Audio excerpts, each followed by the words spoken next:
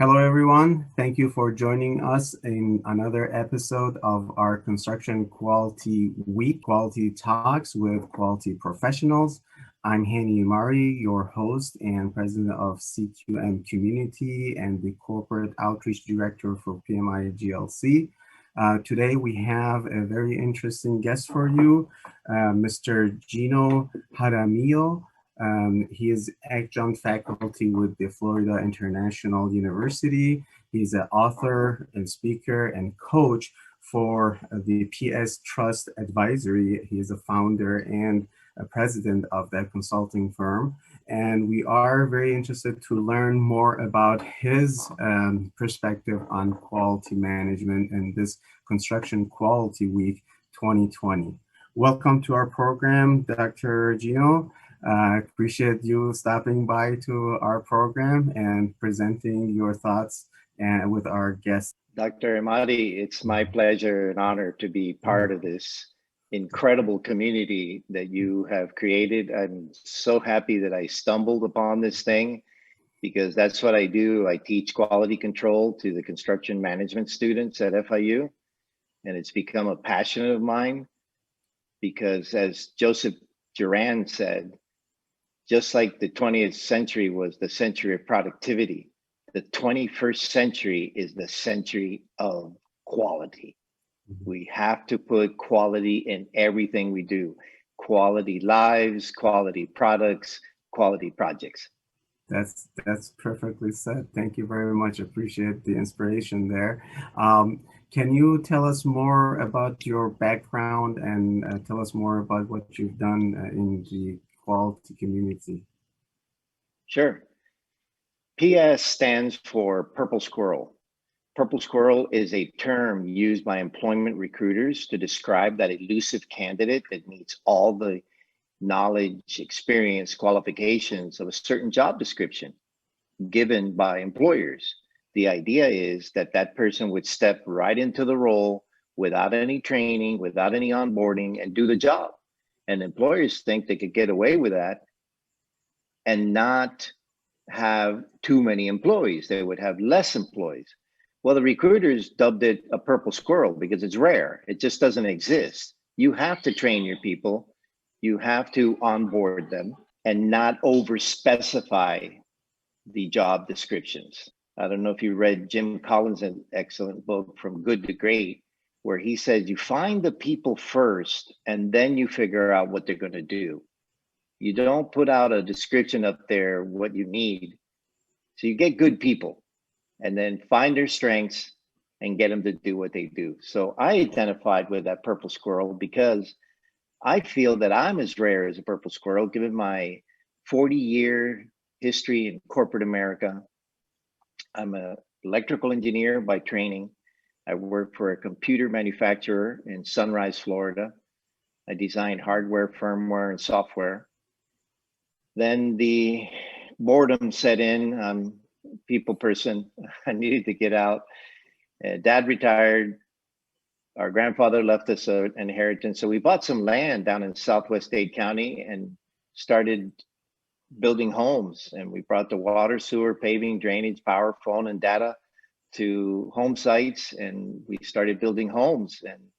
And then the bottom fell out of the real estate market. There was a savings and loan crisis, and I had to move on. And sometimes in life, it's not what you know, but who you know. And we met some people that were starting out the Checkers franchise, and we brought the first Checker franchise down here to Miami and ran that for a little while.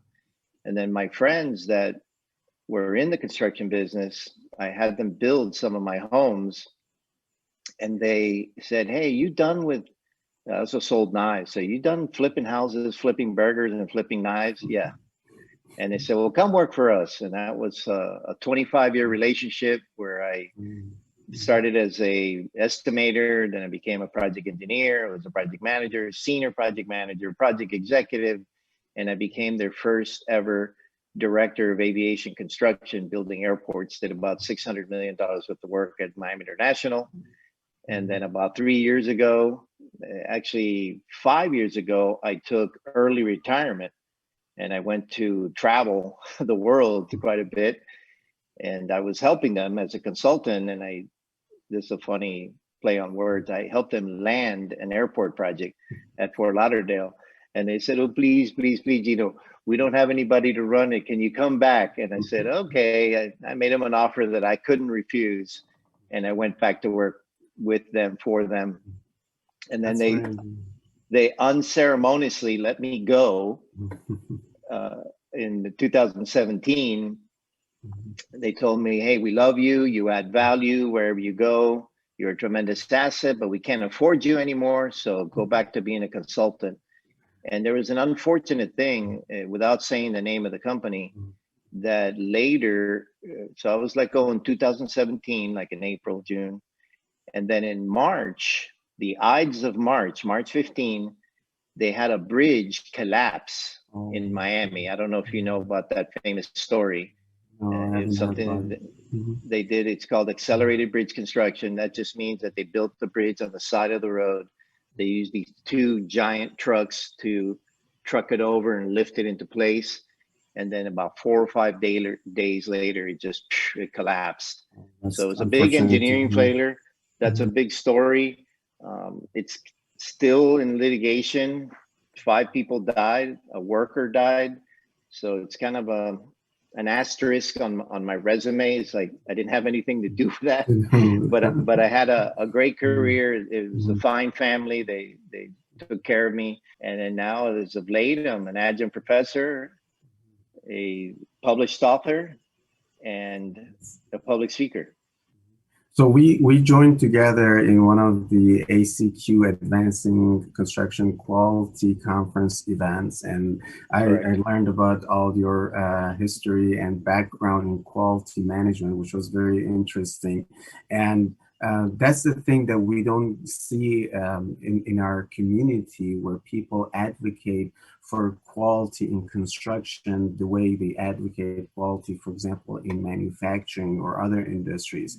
Now, where do you see the trends with the construction quality? Like the story that you mentioned, it obviously points out that the quality is very important, not just for the bottom line of the business, which we've been advocating that if you have good quality program, you're going to have maybe bottom line, but actually it's good for safety and other aspects of your construction project, because you got to do better coordination and better work. Where do you see the trends going for construction industry when it comes to quality management? In order to give you a trend, I have to back up probably 20 years ago. When I started building the D extension of a concourse at Miami International, we were the general contractor for the shell, for the concrete. It was a big job, 30,000 cubic yards of concrete. And the construction manager was Turner Austin, 2 big firms, Turner Construction and Austin Commercial. And they called it Turner Austin Airport Team. Now, they required a full-time safety professional for the project. They also required a full-time quality control manager. And that was the first time that I'd really seen it in the biz. Normally, your superintendent, your project manager, your project engineer, a little bit would maybe get involved in that, but having a full-time QC man on board was pretty awesome. And then owners started to pay attention a little more, and they're requiring it of their CMs. So when you start requiring it, that's when people pay attention to it. Also had experience with a architect firm later that I was so mad with them, but I was happy at the end of it that they used to issue, they had one man, Tom, that would issue what is known as a non-compliance notice. And those things are as hard to remove as those little sticky weeds that stick to your socks, because closing a non-compliance is super difficult.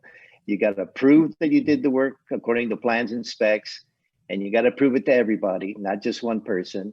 And there's photographs, there's rework, which rework is kind of a nasty word. That means you're spending out more money than you should. It's going to hurt the bottom line. Exactly. So what I see is paying more attention to it. I also see it in the Army Corps.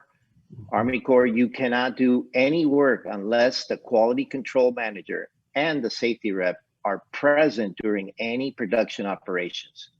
So what I'd like to see, and I've seen a little bit, is owners being more demanding of their CMs, especially their GCs next, and even their architects and engineers. They need to do their own QC of their own drawings and coordination of their own drawings to get a better product. Point, actually, exactly what you're mentioning is I see the same thing now in the private industry.